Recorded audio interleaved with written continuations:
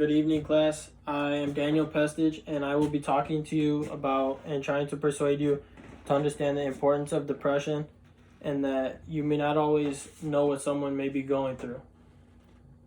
This is a very important topic to me because I have experienced many close ones that have been going through depression and may have not been strong enough to overcome it.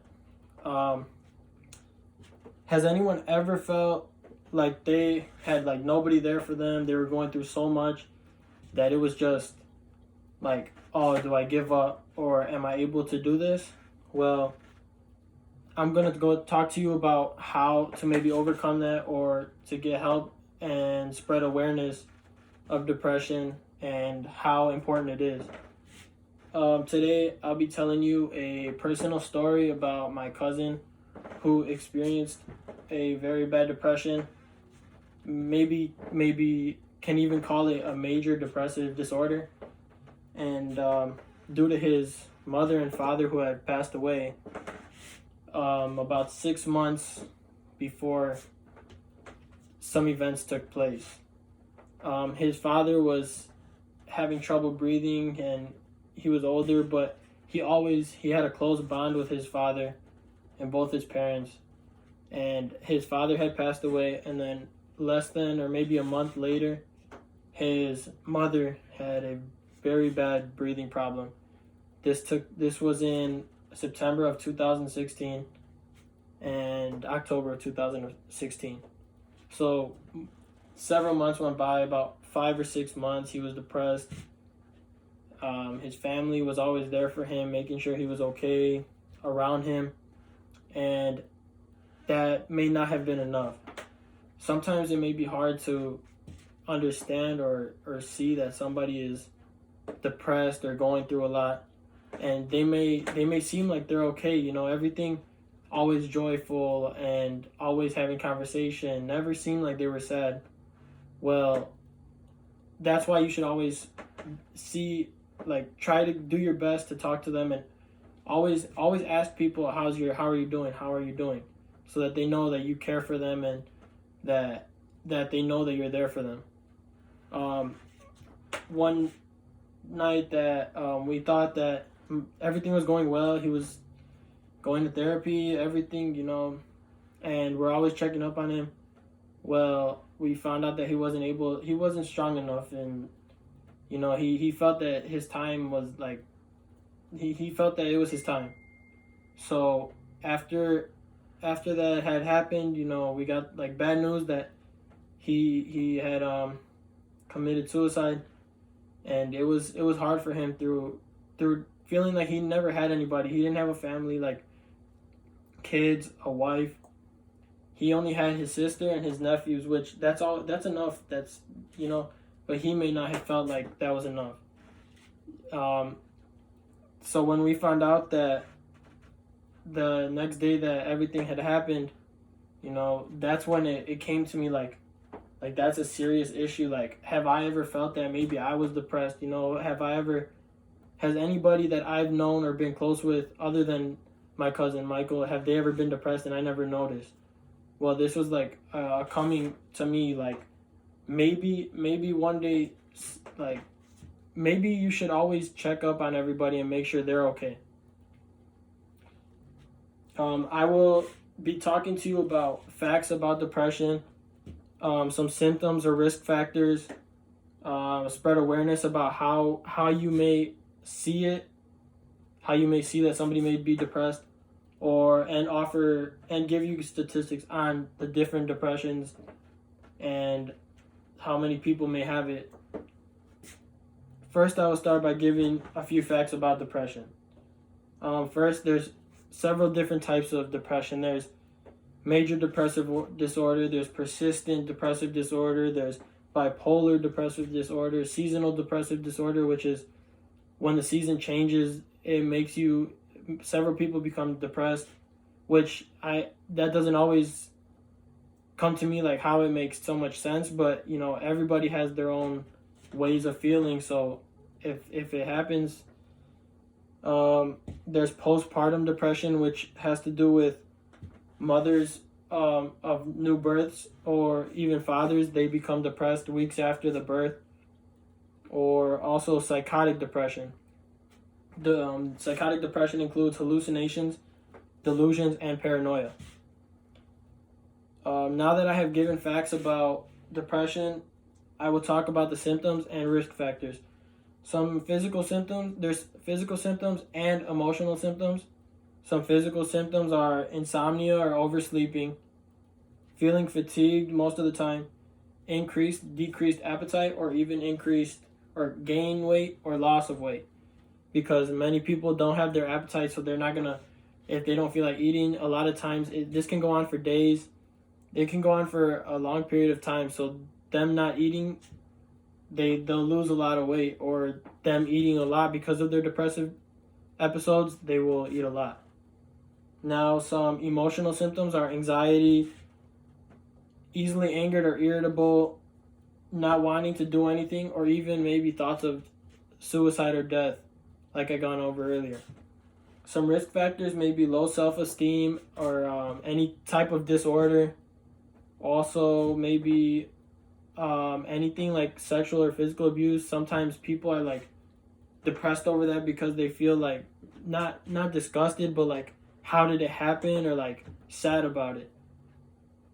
Chronic diseases, or also even like it can go through family genetics, which I had talked to my mother about after my cousin had passed away, and she had said that it does run through our genetics, like depression. So that's also why it's important to me that I know about it, and that I do my research and I spread awareness to you, also that it doesn't affect you guys.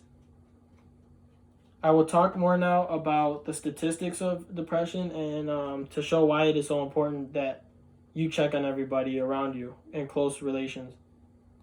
About 16.2 million U.S. adults, or about 6.2%, have at least one major depressive episode in a year. Persistent depressive disorder occurs within about 1.5% American adults, and more women than men. It occurs to about an equal percent of men and women, while 83% of cases are severe. This case, or manic depressive disorder, occurs to about 2.8 of Americans a year. Manic depressive disorder is also known as bipolar disorder. Sorry. The next statistic I will be giving you is women represent 4 of every 5 people with seasonal depression.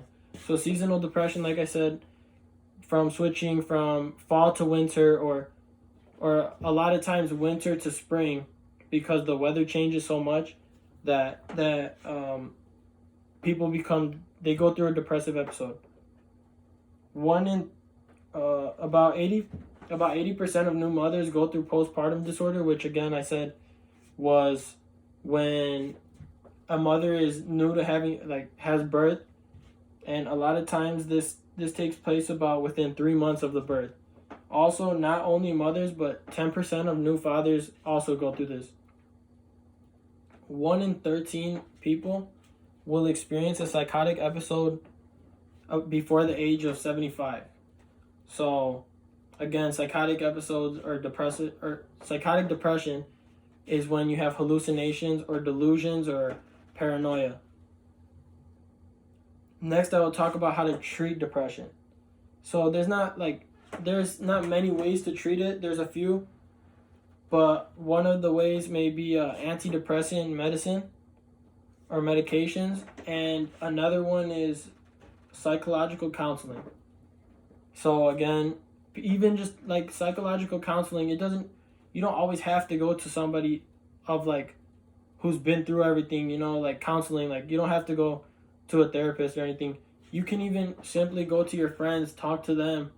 Just let people know how you're feeling, so that they know that, oh, this person is going through a lot, and somebody else shows that they care about you, that you're not, that you are loved, and that you shouldn't think of, even like I said, suicide or death, or shouldn't go have a low self-esteem.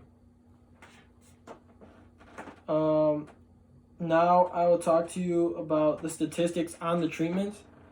So less than 50% of people who go through depressive disorders or episodes receive treatment. That's kind of crazy. 40 to 60 people out of 100 see improved symptoms with the antidepressant medications, because the medications help you to get those thoughts out of your mind and not think too much about everything going on.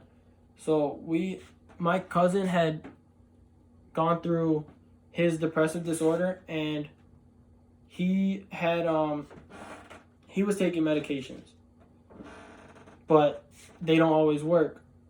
Now, a way to prevent it one way to prevent it is the National Suicide Prevention Lifeline. So that's it. Depression and suicide, this lifeline can help for both, because it'll help you with getting over your depression, whether you have suicidal thoughts or not. It will help you to tell you that people care about you. It'll direct you to a better place, and a place that can help you get over your depression. Now after talking to you about depression and how important it is to me, everybody should know that it is something you can keep an eye out for. Please remember, okay? Never feel like you're alone. Never feel like you're alone, because you're not. You have classmates here. You have your parents or your loved ones. You have friends. You have even animals. Animals, whenever you feel sad, a lot of people like to go to their dogs because they make them feel better. Or go to their cats, whatever animal one may have. So it's not always a bad thing to feel like you don't, it's not always bad, because there's always going to be somebody there for you. Now I have something to show you. Okay, so I have this picture to show you, because this is just some of the ways that people may feel.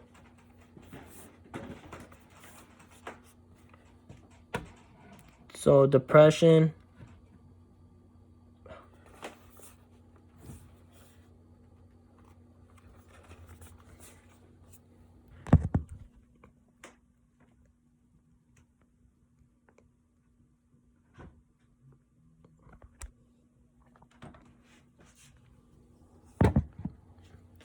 Those are all those are all words that people may feel when they're going through depression. Obviously, depression was the big word in the middle, with all the words surrounding it. Those are all ways you may feel about when you're going through depression.